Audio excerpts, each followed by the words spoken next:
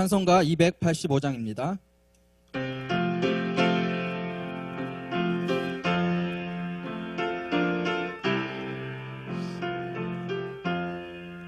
주의 말씀 받은 그날 참 기쁘고 복되도다. 이 기쁜 마음 못 이겨서 온 세상에 전하노라. 기쁜 날 기쁜 날 주 나의 죄 다시 쓴 날 늘 깨어서 기도하고 늘 기쁘게 살아가리.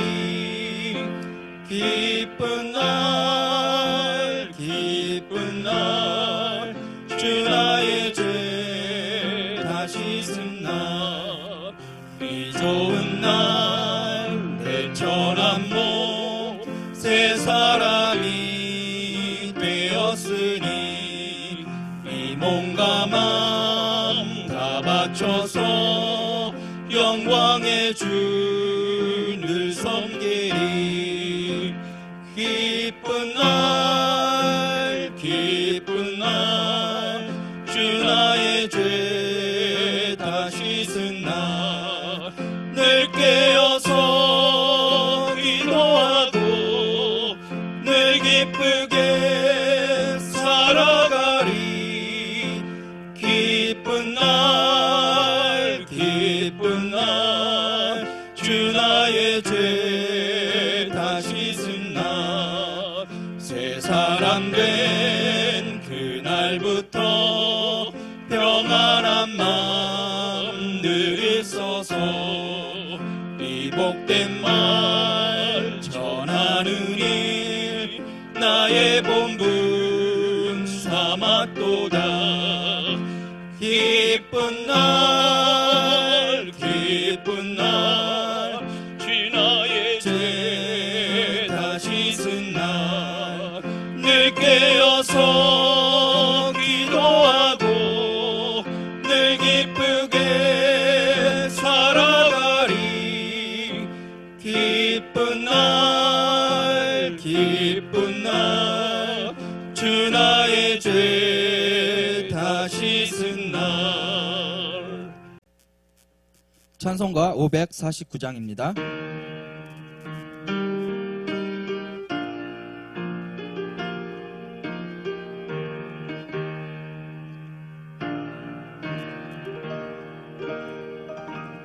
내 주여 뜻대로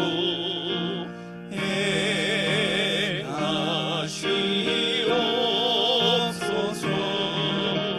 온 몸과 영혼을 다 주께 드리니 이 세상 고락가 주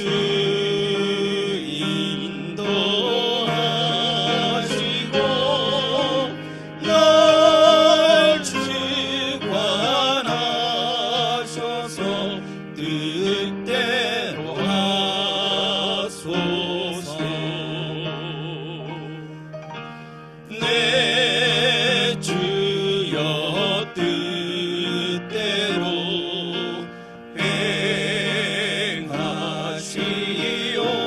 행하시옵소서.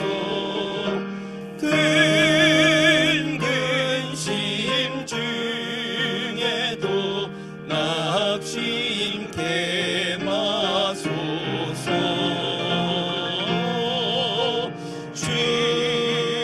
주님도 때로는 울기도 하셨네. 날 주관하셔서 뜻대로 하소서. 내 주여 뜻대로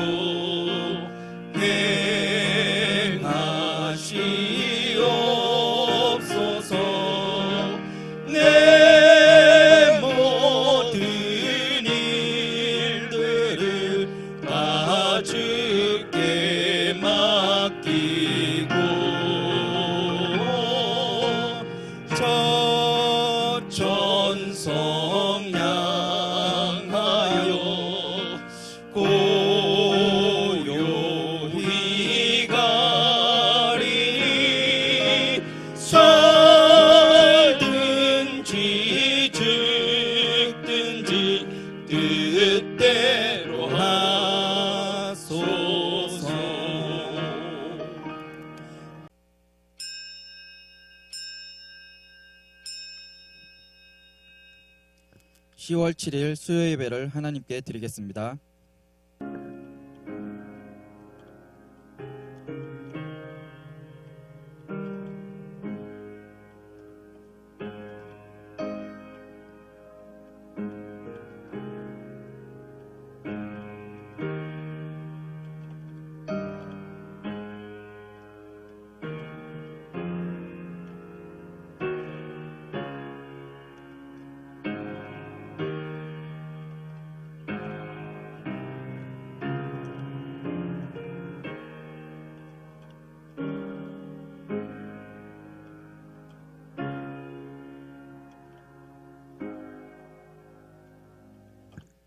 우리에게 믿음을 주셔서 주님을 바라보며 의지하며 소망을 가지고 살아가게 하심에 감사드립니다.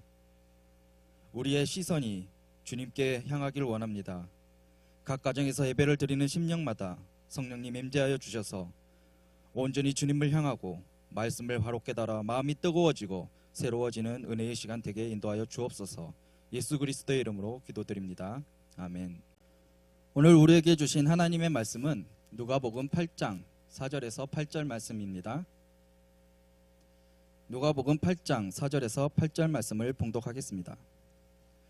각 동네 사람들이 예수께로 나와 큰 무리를 이루니 예수께서 비유로 말씀하시되 씨를 뿌리는 자가 그 씨를 뿌리러 나가서 뿌릴새 더러는 길가에 떨어짐에 밟히며 공중의 새들이 먹어버렸고 더러는 바위 위에 떨어짐에 싹이 났다가 습기가 없으므로 말랐고 더러는 가시떨기 속에 떨어짐에 가시가 함께 자라서 기운을 막았고 더러는 좋은 땅에 떨어짐에 나서 100배의 결실을 하였느니라.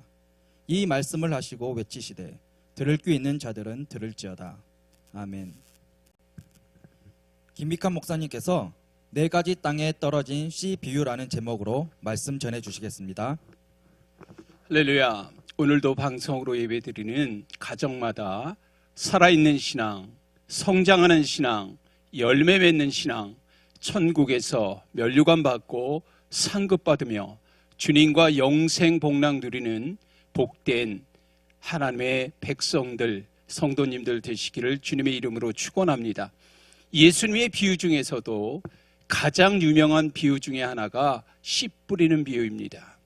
복음서를 보면 예수님의 설교는 대부분 비유입니다. 그렇다면 여기서 우리는 왜 예수님은 비유로 가르치셨을까? 그 이유는 일상에서 아주 친근한 소재를 가지고 쉽게 모든 사람이 알아듣고 이해하도록 이야기를 풀어가시는 것을 가르치시는 방법으로 사용하셨기 때문이죠. 비유의 목적에 대해서 마태복음 13장 34절로 35절은 우리에게 이렇게 말씀합니다. 예수께서 이 모든 것을 무리에게 비유로 말씀하시고 비유가 아니면 아무것도 말씀하지 아니하셨으니 이는 선지자를 통하여 말씀하신 바 내가 입을 열어 비유로 말하고 창세부터 감추인 것을 드러내리라 함을 이루려 하심이라. 창세부터 감추인 것을 드러내리라 함을 이루려 하심이라 말씀합니다. 비유를 통해서 창세 전에 감추인 비밀을 드러내시고자 했다라는 거죠. 또한 비유 자체는 쉽고 단순하기도 하지만 아무나 알아들을 수 없도록 만든 것이 비유의 특징입니다. 말씀 마태복음 13장 13절과 16절의 말씀입니다. 그러므로 내가 그들에게 비유로 말하는 것은 그들이 보아도 보지 못하며 들어도 듣지 못하며 깨닫지 못함이니라. 그러나 너희 눈은 봄으로 너희 귀는 들음으로 복이 있도다.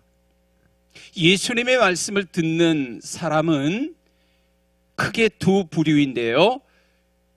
오늘 4절을 제가 읽지는 않았는데 4절에 보면 한쪽은 큰 물이라고 되어 있습니다. 그런데 오늘 본문에서는 마태복음에서는 그들이라고 표현이 되어 있고요. 또 다른 한쪽은 제자들, 마태복음에서는 너희에라고 되어 있습니다. 그런데 누구나 알아듣기 쉽도록 한 것은 아닙니다. 이 비유를 사용하신 이유는 하나님의 나라의 비밀을 알 자가 따로 있다는 말씀이죠. 어떤 이에게는 허락되고 어떤 이에게는 허락되지 않았다라는 것입니다.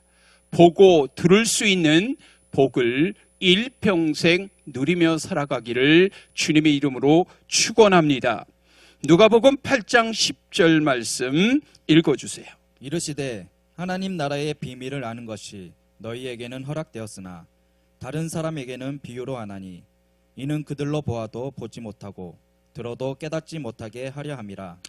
자, 예수님의 비유를 알아듣는가 못 알아듣는가에 따라서 무리인가 제자인가가 구별된다는 것이죠. 두 갈래로 나뉘어지게 된다는 것입니다. 주님의 비유를 알아듣는 자, 하나님의 말씀을 알아듣고 하나님의 나라를 이해하는 자가 하나님의 나라의 가족이 되는 거죠.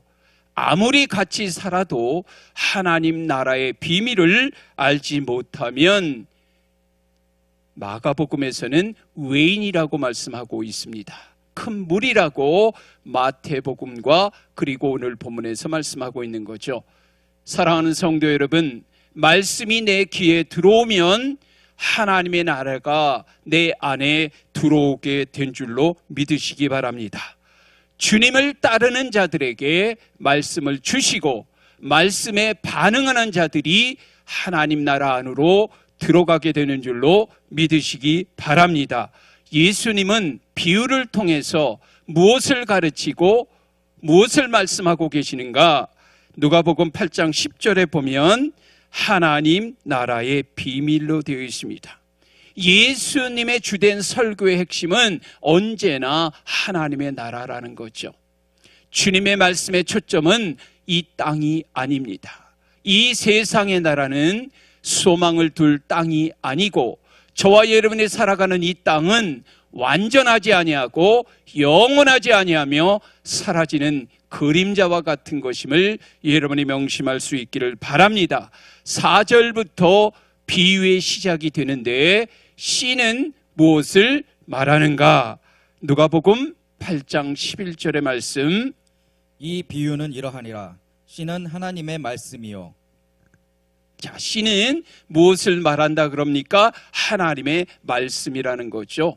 이 말씀은 생명력이 있음을 강조하고 있는 거죠. 그래서 말씀을 전하는 일은 곧 씨를 뿌리는 일과 같다라고 하는 겁니다. 그래서 말씀을 전파한다라는 뜻은 말씀의 씨앗을 뿌린다라는 의미입니다. 그래서 이 시간 제가 설교하는 이 행위가 말씀을 뿌리는 행위인 줄로 믿으시기 바랍니다. 말씀이 곧 복음이고 복음은 곧 그리스도이기에 말씀이 영혼에게 심겨지기만 하면 어떤 형태로든지 열매를 거둘지 아무도 알 수 없기 때문에 할 수만 있다면 말씀의 씨앗을 뿌려야만 하는 것이죠. 오늘 본문에서 강조하고 있는 것이 밭입니다. 씨는 능력이 있고 생명력이 있고 구원의 역사가 일어나는 중요한 그런 핵심이고 요체이죠. 그런데 문제는 그 씨를 받아들이는 밭의 문제라고 성경은 우리에게 강조하고 있습니다. 이 밭은 말씀을 받아들이는 마음을 의미하는데 말씀을 다 듣고 있기는 하지만 다르게 반응을 보일 수 있음을, 똑같은 말씀을 들어도 전혀 다른 반응이 일어날 수 있음을 여러분이 분명히 명심하시기를 바라면서 본문에는 4가지의 마음을 이야기합니다. 첫째는 씨가 길가에 뿌려진 경우, 둘째는 씨가 바위 위에 떨어진 경우, 셋째는 씨가 가시덤불 속에 떨어진 경우, 넷째는 좋은 땅 옥토에 떨어진 경우를 우리에게 말씀하지요. 8절 말씀 읽어주세요. 더러는 좋은 땅에 떨어짐에 나서 100배의 결실을 하였느니라. 이 말씀을 하시고 외치시되 들을 귀 있는 자는 들을지어다. 자, 중요한 지금 핵심은 들을 귀 있는 자는 들을지어다. 무엇을 강조하고 있을까요? 듣는 것, 듣는 태도에 따라 저와 여러분의 삶이, 신앙생활이 판가름이 난다라는 거죠.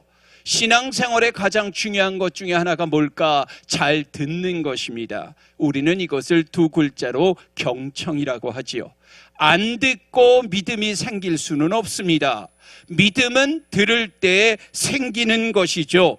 그래서 로마서 10장 17절에 이렇게 말씀하고 있죠. 그러므로 믿음은 들음에서 나며 들음은 그리스도의 말씀으로 말미암느니라. 들어야 믿음이 생기고 들어야 신앙이 자랍니다. 신앙생활은 듣는 것인데 내가 말씀을 어떻게 듣느냐에 따라서, 정말 여러분이 귀는 가졌지만 들을 귀를 가질 수 있기를 주님의 이름으로 축원합니다. 자, 여기에서 말하는 귀는 어떤 귀일까요? 진리의 말씀을 알아들을 수 있는 귀를 말하죠. 우리의 영적인 상태도 마찬가지입니다. 하나님의 말씀을 소홀히 여기고 묵상도 대충 하고 말씀 듣는데 졸고 별로 말씀에 관심이 없고 기도 생활, 말씀 생활이 희미해지면 어느 순간부터 여러분 말씀에 대해서 난청이 일어난다라는 것을 기억하시기를 바랍니다. 하루아침에 이러한 일들이 이루어지는 것이 아닙니다.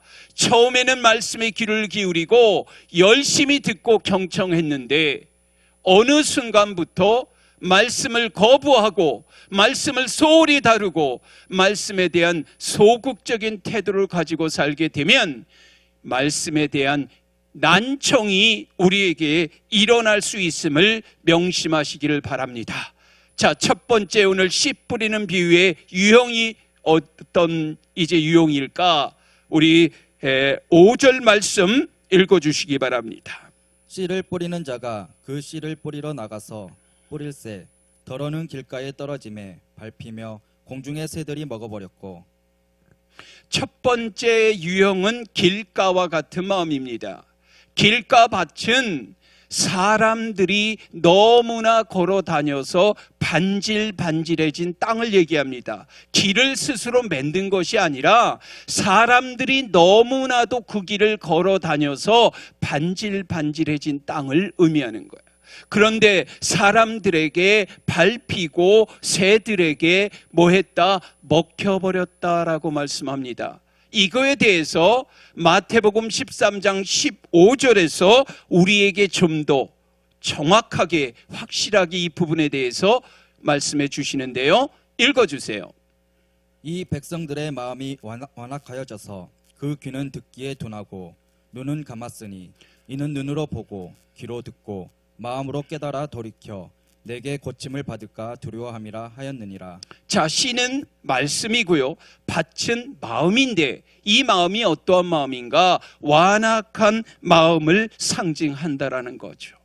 여러분, 우리가 완악한 마음 하면 생각나는 사람이 바로왕, 애굽의 바로왕인데요, 그는 재앙이 휘몰아치는데도 마음이 강팍이라고 되어 있습니다. 굳어져서 말씀을 전혀 받아들이지를 않습니다. 수용적인 태도가 전혀 없습니다. 그래서 10가지 재앙이 쏟아졌다라고 하는 거지요. 자, 그러므로 완악함이란 무엇일까? 심판 아래에 있는 마음을 의미합니다. 심판 아래에 있는 마음을 의미합니다. 그래서 10절 하반절의 말씀 보니까 이는 보아도 보지 못하고 들어도 깨닫지 못하게 하려 함이라. 보아도 들어도 아무런 깨달음이 없다라는 것입니다. 완악하다라는 말을 여러분이 잘 좀 생각해 보셔야 되는데요, 거칠거나 난폭하다라는 뜻이 아닙니다. 진리를 거부하는 마음을 완악하다라고 표현하는 겁니다. 길가와 같은 사람은 누구일까? 그 당시의 서기관과 바리새인들을 의미합니다. 그들은 예수님의 말씀을 전혀 들으려 하지 않았습니다. 오히려 거부하고 오히려 그 말씀에 대해서 시비를 걸었던 것 성경은 참으로 많이 말씀하고 있죠. 왜 그랬을까? 예수님에 대한 편견, 그릇된 선입견을 가지고 있었기 때문이죠. 여러분, 완악해지는 것이 문제입니다. 완악해진 마음에 대해서 성경은 마음이 둔해지고 귀가 어두워지고 눈이 감긴 것을 말씀한다라고 말합니다. 깨달음이 없는 것, 듣고도 깨닫거나 돌이키지 못하는 것을 말합니다. 인생의 전환점에는 반드시 깨달음이 필요한 줄로 믿습니다.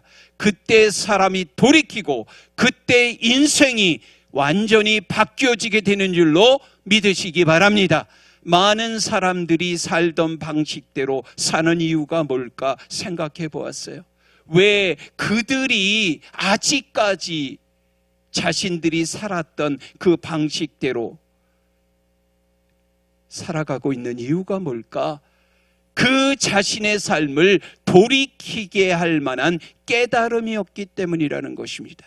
아무리 말씀을 들려주고 또 그 말씀을 들려줘도 여러분, 귀의 문이 닫혀 있는 사람에게는 아무런 소용이 없어요. 백해무익한 거죠.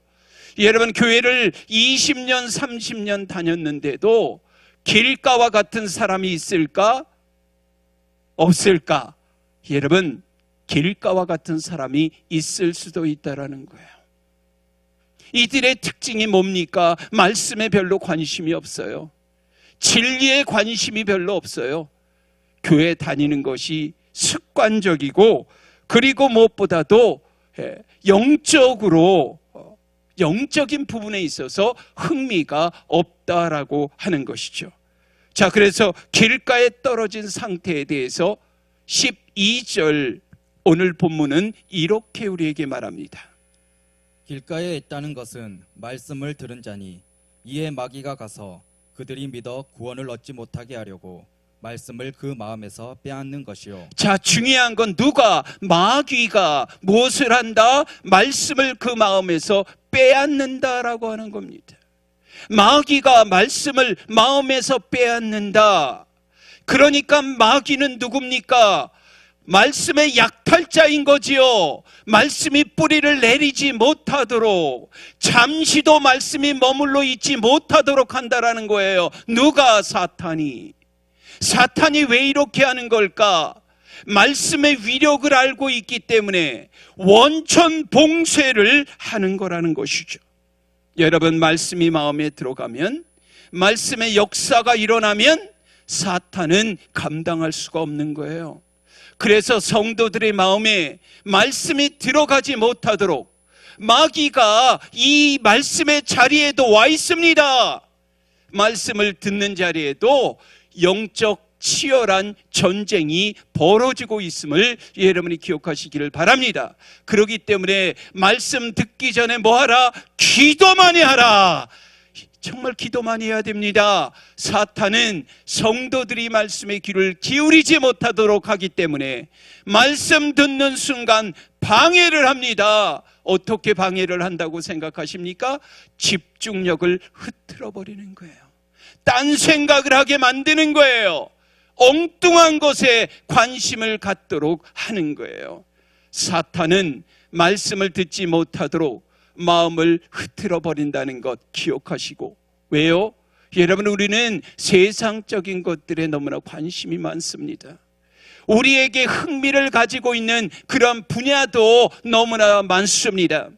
세상 일에 우리가 너무나도 바쁘고 분주해서 아버지 하나님의 생각, 그 마음과 뜻은 저버리고 결국은 마귀의 포박을 당하는 그 모습으로 우리가 살아갈 수도 있음을 기억하시고, 이러한 이제 사람들의 마음 공간에는요, 말씀이 들어갈 공간이 있다 없다? 없다라고 하는 것입니다.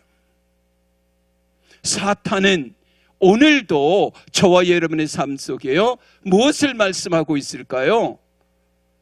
말씀을 듣는 이 시간에 저와 여러분이 그 말씀에 뿌리를 내리지 못하도록 말씀은 듣는 즉시로 저와 여러분의 마음속에서 그 말씀을 빼앗아가기 때문에 우리는 말씀을 듣는 시간에 여러분의 마음 채비와 준비를 정말 잘 하실 수 있기를 주님의 이름으로 축원합니다. 우리가 너무나도 분주한 삶을 살아요. 피곤한 삶을 살아요. 바쁘다, 피곤하다, 마지못해나 산다. 여러분, 이러한 사람에게 어찌 말씀이 여러분 들어갈 수가 있겠습니까? 길가밭은 주로 여러분 생각에 지금 무엇인가가 꽉 차 있는 상태, 말씀이 아니라 다른 것들로 꽉 차 있는 성도들, 말씀이 들어갈 수 있는 공간이 없는 거예요. 자기의 이론, 자기의 고집, 자기의 생각으로 꽉 차 있어요. 그러니 여러분, 아무리 교회를 다녀도 믿음이 생길 수가 있겠습니까? 없겠죠. 자, 두 번째 유형에 대해서 8, 6절은 이렇게 말씀합니다. 더러는 바위 위에 떨어짐에 싹이 났다가 습기가 없으므로 말랐고. 자, 유독 누가복음에만 나오는 독특한 표현이에요. 그게 6절에 나오는 거예요. 어떤 표현일까? 습기가 없으므로, 습기가 없다라는 표현이에요. 자, 바위에 떨어진 씨가 죽습니다. 왜 죽어요? 습기가 없기 때문이다라고 얘기하는 거예요. 습기가요, 생명 유지에 있어서 절대적인 요소인 줄로 믿으시기 바랍니다. 그러니까요, 우리의 마음에 습기를 제공해야 돼요. 이 습기가 뭘까? 여러분, 눈물 흘려야 하는 거예요. 깨진 마음이 되어줘야 하고 감동받는 마음이 되어줘야 하는 줄 믿습니다. 내 자신의 연약함을 토로해야 할 줄로 믿습니다. 우리는요, 메마른 그 모습으로 살면 안 돼요. 여러분, 그러면 우리의 모습이 오늘 본문의 말씀처럼 바위처럼 되어지는 거예요. 눈물샘이 터지면 사막 같은 영적인 세계가 피옥해지는 줄로 믿습니다. 아픔을 보는 눈, 고통을 보는 눈을 가진 영적인 성도들이 되어지시기를 바랍니다. 눈물로 충분하게 촉촉하게 적시기만 하면 찾지 못했던 피할 길이 보이고 막막하던 상황에서 살 길이 보이게 되는 줄로 믿습니다. 13절 오늘 우리에게 이렇게 말씀하지요. 바위 위에 있다는 것은 말씀을 들을 때에 기쁨으로 받으나 뿌리가 없어 잠깐 믿다가 시련을 당할 때에 배반하는 자요. 처음에는요, 말씀을 기쁘게 받아들인다는 거예요. 그런데 이게 잠시뿐이고 시련이 오면 곧 넘어진다라는 거예요. 말씀 들을 때에는 감동도 있어요, 기쁨도 있어요, 눈물도 있어요. 그런데 문제가 뭘까요? 뿌리를 내리지 못했기 때문에 조그만 시련이 와도 그냥 뭐한다? 넘어진다라고 하는 거죠. 뿌리가 없으면, 환란이 오면 그냥 쓰러져 버리는 거죠. 원수가 와서 물로 급류로 쓸어버리는 거예요, 한마디로. 그러면 뿌리 내리지 못했기 때문에 그냥 그 말씀이 뽑히고 흘러가게 되어 있다는 거죠. 사랑하는 성도 여러분, 인생의 시련과 고난이 오면 두 가지 형태로 사람이 이제 구별되어진다라고 하는데요. 첫 번째 유형의 사람이 누굴까요? 시련이 오고 고난이 오면 더욱더 하나님을 붙잡고 뿌리를 깊이 내리는 유형의 사람이 있다라는 거죠. 오히려 시험과 연단과 환난과 좌절과 아픔을 통해서 하나님을 더 의지하는 그런 사람이 있는가 하면, 고난이 오면 바로 쓰러지는 사람도 있다라는 겁니다. 내가 이렇게 쓰러진 게 그렇다면 고난 때문일까? 아닙니다. 말씀의 뿌리를 내리지 못했기 때문이죠. 내가 필요할 때만 일주일에 한 번 위로받으면 되지, 주중에 내내 말씀 묵상하지 않아도, 주님과 함께 동행하지 않아도, 주님과 함께 연합하고 주님과 산책하고 교제하는 그러한 것들이 없어도 되지라고 생각하는 명목상의 크리스천들, 믿었다 안 믿었다 하고 좋았다 싫었다 감정 따라 기분 따라 신앙생활하고 교회에 왔다 갔다 하는 성도들, 죄송하지만 이러한 분들은 고난이 왔을 때 쓰러질 수밖에 없다라고 하는 것입니다. 말씀의 뿌리를 내리기 위해서 아버지 하나님께서는 그토록 수많은 기회를 우리에게 주셨건만 그 기회를 날려버렸다라는 거예요. 모든 하나님의 손길을 다 뿌리쳤기 때문이라는 거죠. 사랑하는 성도 여러분, 우리가 하나님의 말씀을 붙잡으면 그 말씀이 우리를 붙잡아 주실 줄로 믿습니다. 세 번째 유용의 사람은 가시밭과 같은 마음인데요. 7절 말씀, 더러는 가시떨기 속에 떨어짐에 가시가 함께 자라서 기운을 막았고. 자, 가시덤불, 가시떨기 속에 떨어져서 그 가시가 이제 함께 자람으로 그 기운을, 말씀의 기운을 가로막았다라는 거죠. 함께 자란다라는 말이 무슨 말일까? 말씀의 씨앗도 자라고 가시덤불도 자란다라고 하는 거예요. 가시덤불이 그러면 무엇일까? 14절의 말씀 보면 우리에게 잘 풀이해주고 있죠. 읽어주세요. 가시떨기에 떨어졌다는 것은 말씀을 들은 자이나 지내는 중 이생의 염려와 재물의 향락의 기운이 막혀 온전히 결실하지 못하는 자요. 자, 말씀을 듣기는 듣습니다. 그러는데 세상의 걱정, 염려, 재물, 향락, 이 바로 이것이 가시덤불인데요. 예, 이것을 통해서 오늘 결실을 맺을 수가 없다. 세상의 걱정, 재물, 향락 때문에. 우리가 말씀을 들어요. 기쁘게 받아들여요. 말씀을 받아들일 토양은 있어요. 그러나 정작 문제가 무엇입니까? 말씀보다 더 강력한 가시덤불이 자라고 있다라고 하는 거예요. 말씀도 하나님도 다 좋다라는 거예요. 그런데 누가 더 좋을까요? 세상이 훨씬 더 좋다라는 거예요. 물질의 풍요와 쾌락을 즐기는 것이 더욱더 좋다라는 거예요.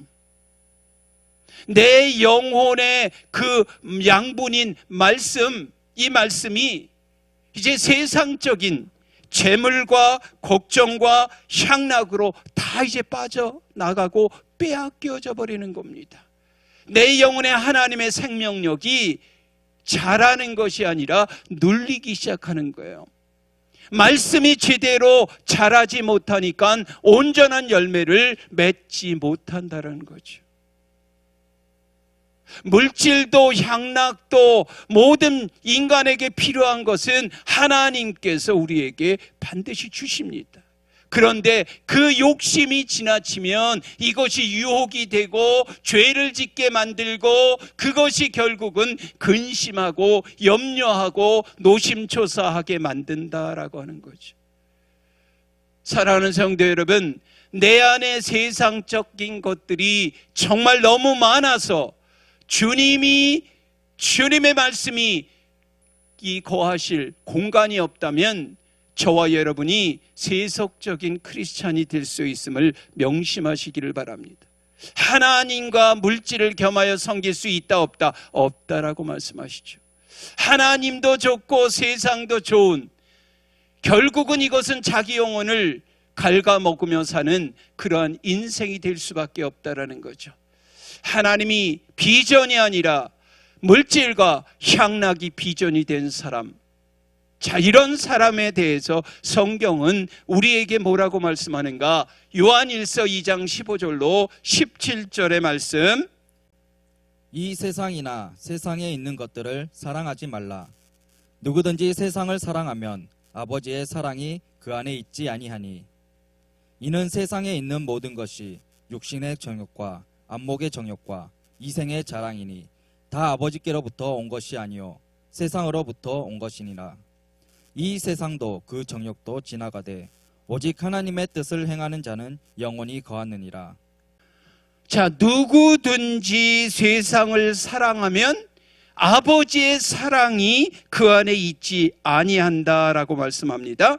이 세상에 있는 모든 것은 육신의 정욕과 안목의 정욕과 이생의 자랑이라고 말씀하면서 이것은 아버지께로부터 온 것이 아니라 세상으로부터 온 것이다라고 말씀하면서 이 세상도 정욕도 다 지나가되 오직 아버지 하나님의 뜻을 행하는 자만이 영원히 거하게 된다라고 말씀하는 거예요. 여러분, 중요한 게 뭡니까? 세상과 세속이 그리고 무엇보다 이 세상의 즐거움이 내 안에 가득 차게 될 때 이것이 말씀의 기운을 이제 누르고 무엇보다도 이 말씀의 모습을 보면 주객이 전도된 상태 아니겠어요? 새 속에 깊이 물들어 있는 그런 모습 아니겠어요? 성도라 하면서도 하나님의 은혜 체험했고 기도 응답도 받았고 성령 임재 체험도 했는데 은사 체험도 했는데 지금은 세상이 너무 좋아서 세상의 죄와 유혹을 이제 내 집안 안방까지 다 내주고 끌어안고 사는 그러한 모습은 없는지 한 번쯤 우리 자신을 점검하시기를 바라고, 마지막 네 번째 이 유형이 저와 여러분의 유형이 되기를 주의 이름으로 축원합니다. 좋은 땅과 같은 마음인데요. 자, 읽어주세요. 더러는 좋은 땅에 떨어짐에 나서 100배의 결실을 하였느니라. 이 말씀을 하시고 외치시되 들을 귀 있는 자는 들을지어다. 자, 좋은 땅에 떨어져 자라서 어떻게 됐다? 100배의 결실을 맺었다라는 겁니다.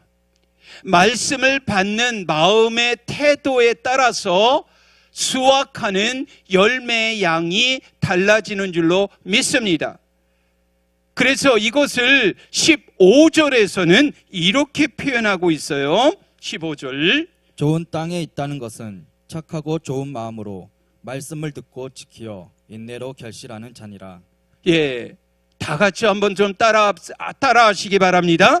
착하고 좋은 마음으로 말씀을 듣고 지키어 인내로 결실하는 자니라. 자, 여기 보면 그냥 자연히 좋은 열매 맺어지는 게 아니라는 거죠. 열매 맺는 신앙은 첫 번째 마음의 문제라는 거예요. 착하고 좋은 마음의 상태를 지속적으로 유지하는 자가 결국은 열매를 맺는다라는 거예요. 잠사 2:3의 잠언 4장 23절에 뭐라고 얘기합니까? 모든 지킬 만한 것 중에 더욱 내 마음을 지키라. 생명의 근원이 이에서 남이니라. 자, 두 번째 우리에게 무엇을 말씀합니까? 말씀을 듣고 굳게 간직하라, 지키라 말씀합니다.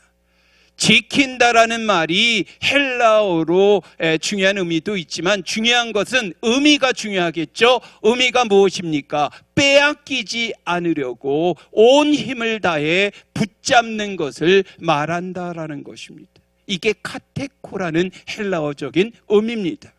말씀을 수동적으로 듣는 것에서 그치는 것이 아니라 그 말씀이 내 마음에 뿌리를 내릴 수 있도록 굳게 지키라고 성경은 우리에게 말씀합니다.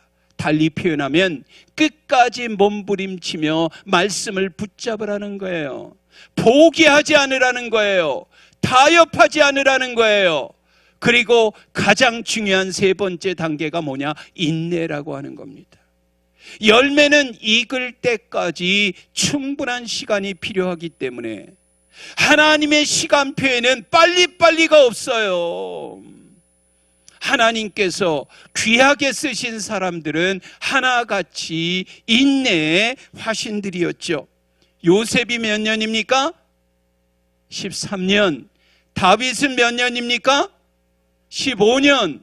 야곱은 몇 년입니까? 21년. 아브라함은 몇 년입니까? 25년. 모세는 40년, 노아는 120년의 세월을 기다렸다라고 하는 거죠. 여러분에게 묻고 싶습니다. 말씀을 들을 때 어떤 태도와 반응을 보이시는지, 말씀을 들을 때 정말 그 말씀이 귀에 쏙쏙 들어오고 있는지, 말씀에 대한 소용력은 저와 여러분이 있는지, 여러분이 잘 한번 점검하시기를 바라고요.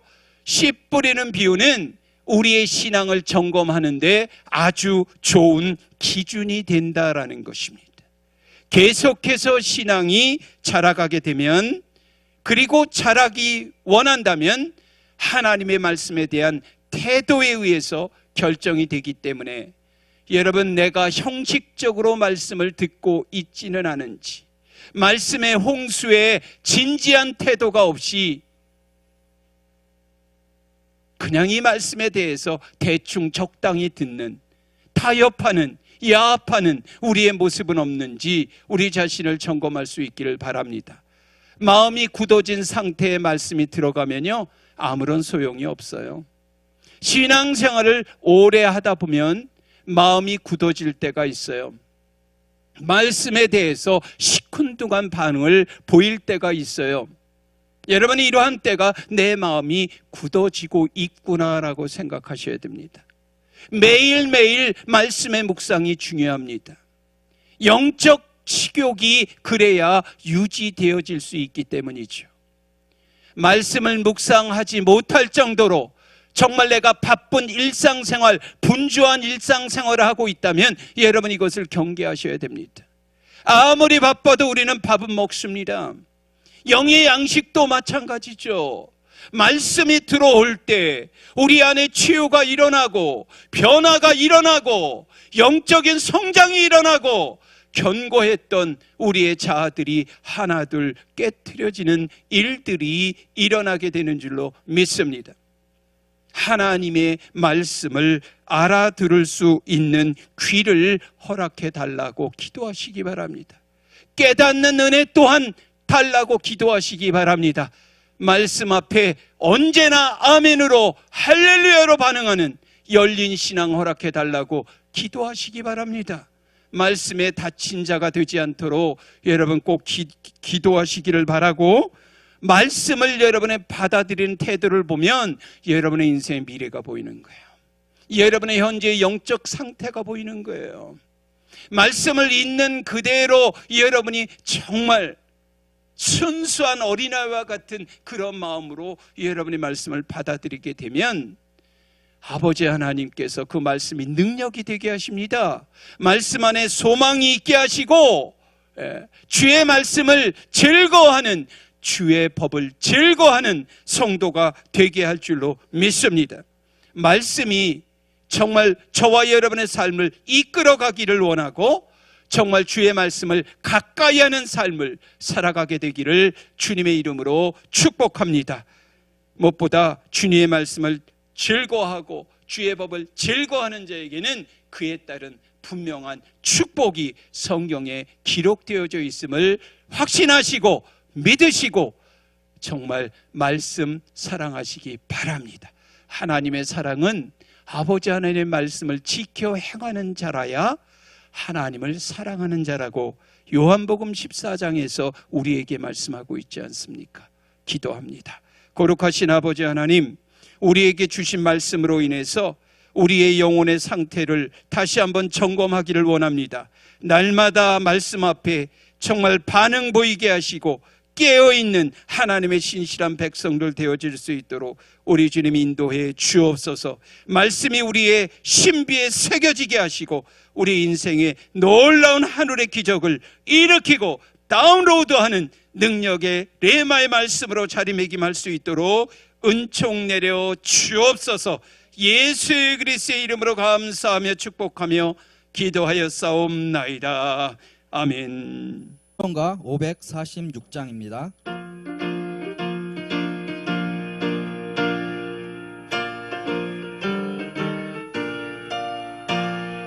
주님 약속하신 말씀 위에서 영원토록 주를 찬송하리라. 소리 높여 주께 영광 돌리며 약속 믿고 굳게 서리라. 굳게 서리 영원하신 말씀 위에 굳게 서리 굳게 서리 그 말씀 위에 굳게 서리라. 주님 약속하신 말씀 위에서 세상 염려 내게 엄습할 때에 용감하게 힘써 싸워 이기며 약속 믿고 굳게 서리라. 굳게 서리 영원하신 말씀 위에 굳게 서리 굳게 서리 그 말씀 위에 굳게 서리라. 주님 약속하신 말씀 위에서 영원하신 주의 사랑이 믿고 성령으로 힘써 싸워 이기며 약속 믿고 굳게 서리라. 굳게 서리 영원하신 말씀 위에 굳게 서리 굳게 서리 그 말씀 위에 굳게 서리라. 주님 약속하신 말씀 위에서 성령 인도하는 대로 행하며 주님 품에 항상 안식 얻으며 약속 믿고 굳게 서리라. 굳게 서리 영원하신 말씀 위에 굳게 서리 굳게 서리 그 말씀 위에 굳게 서리라.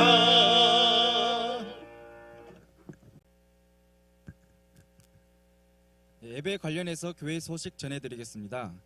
교회 예배의 인원수 제한으로 인하여 많은 어려움을 겪고 있지만 이번 주일 10월 11일은 오전 11시에 교회 본당에서 예배를 드립니다. 이상입니다.